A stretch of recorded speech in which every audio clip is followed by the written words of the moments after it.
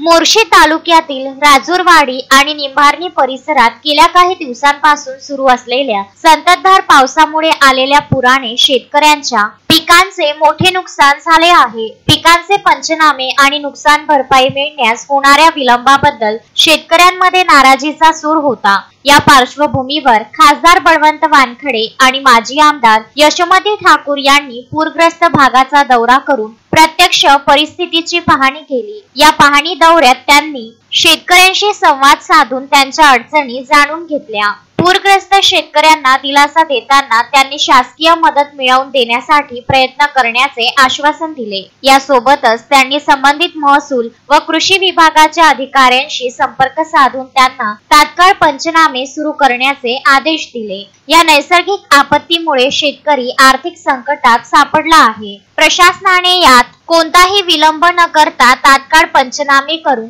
प्रत्येक शेतकऱ्याला योग्य ती मदत मिळवून द्यावी, अन्यथा प्रशासनाविरोधात तीव्र आंदोलन छेडण्यात येईल असा इशारा त्यांनी अधिकाऱ्यांना दिला। या दौऱ्यामुळे शेतकऱ्यांमध्ये आशेचा किरण निर्माण झाला असून प्रशासकीय यंत्रणाही तातडीने कामाला लागली आहे। Vidarbha news bureau, Morshi.